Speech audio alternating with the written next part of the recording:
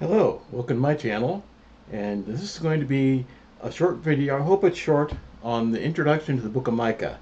I started some months ago to get some messages on the book of Micah from the Old Testament, and I probably should have led off with this one, but I didn't know I was going to get as far as I have right now. So, the book of Micah in the Old Testament, there's really no doubt that it was written by Micah, the son, uh, whoever he was the son of. We don't see the son name.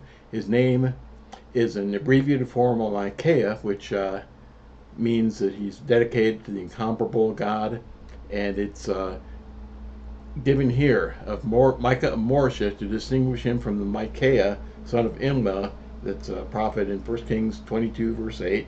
And you can see his confrontation with King Ahab in 1 Kings 22. But we see here Micah is from Moresheth. What we know of that is it's a border town. It's near the Philistine city of Gath, which was the coastal city where um, Goliath was from. And it's about 6 miles from Jerusalem. It's part of the territory of Judah, the southern kingdom of Judah, not part of the northern kingdom of Israel, but it would have been part of the United Kingdom under David and Solomon. And the prophecy of Micah is, of course, it says here, kings of Judah and what he saw concerning Samaria and Jerusalem, the two capitals of the two cities. So directed primarily toward Jerusalem and Judah. It's speculated that he might have been an elder of Judah, one of the high officials under the kings that are mentioned here, Jotham, Ahaz, and Hezekiah. It's noteworthy he doesn't continue on to speak about him working under Hezekiah's son Manasseh. And it consists of three major prophecies that are woven together. Chapter 1, verse 2 starts the first one. Chapter 3, verse 1 starts the next one. Chapter 6, verse 1 starts the next one. So it's divided, Micah, pretty much up into three different parts. The major themes concerning Samaria and Jerusalem, yeah, he predicts the destruction of Samaria and Jerusalem, and being if he were in the reign of Jotham and Hezekiah, early Hezekiah and Ahaz, Samaria, the northern kingdom, um, wouldn't have been destroyed yet. Jerusalem was still around and would still be the center of the temple, the people of God, until 586 BC, when the Babylonians and Nebuchadnezzar destroyed it. And he hits upon the common themes of the 8th century prophets, such as others like Isaiah, Amos, and Hosea especially speak about them.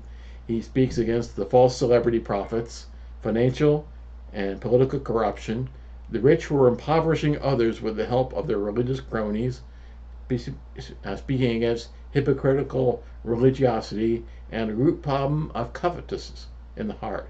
There's also a major theme of messianic prophecy, particularly in chapter 5, verses 1, where we find the prophecy that the Messiah would be coming from Bethlehem, the city of David, the only other king born in the line of David in Bethlehem, besides David. So he alternates in his prophecies, these 7 chapters, between confronting evil, the oppressed, and the oppressors, and how God would use a pagan nation in judgment upon his people, and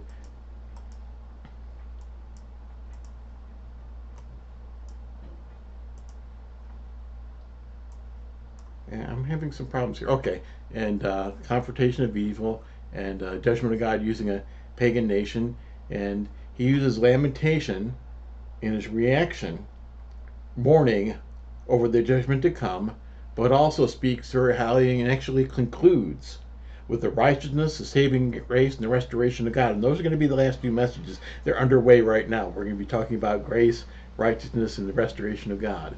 And there are many memorable word plays and images in there where he talks about how Zion will be plowed and when the Jerusalem is destroyed. And it looks like Micah, these 7 chapters here, were transmitted pretty faithfully by the scribes. There's not much variation, and it's considered that the text has been soundly transmitted. We don't know the date of all the prophecies precisely, but Samaria was destroyed in 722 BC, and R.K. Harrison, one of the Old Testament scholars, believes that he started to speak and minister at least a decade before the fall of Samaria, so it would have been 732 BC, somewhere around there. He was contemporary and colleague, apparently, of Isaiah, so he might have been elder, might have had some connection to the priestly line, because we know that Isaiah was a prophet and connected to the priests. So, very definitely seems to have concluded by the time of 701 BC, when Sennacherib, the Assyrian emperor, invaded from the north and finished off the cities except for Jerusalem all around, and it was a case where Sennacherib, this huge Assyrian army, was brought judgment and was then itself judged. The destruction of the army of Sennacherib outside Jerusalem is pretty well known, is confirmed by the Greek historian Herodotus, and Isaiah was fundamental to the reforms of Hezekiah after the interlude of Ahaz, which we find in Isaiah chapter 8 and so on, where Ahaz was an ungodly king, and it was a reign of corruption, of paganism, of idolatry, and so on. Hezekiah, one of the first things he did was reopen the temple, brought the people back to God. So Micah was a colleague of Hezekiah and also fundamental to that return to God, which would have happened in the first year. The first thing that 16-year-old Hezekiah did was start to bring the people back to God. I had a personal question which I wasn't able to find answers for, but just speculation. Sennacherib would have invaded in the late 700s BC, around 701 or so. And did Micah survive to see that? Would he survive to that, or would he have been deported with the others from the villages and countryside of Judah? I'm not sure that he was. It's possible that he was. It's possible that he passed away before the invasion of Sennacherib, since he probably would have been a mature man at the time that he gave the prophecy, and he probably would have been ministering for probably at least 20 years, so he might have passed away by that time.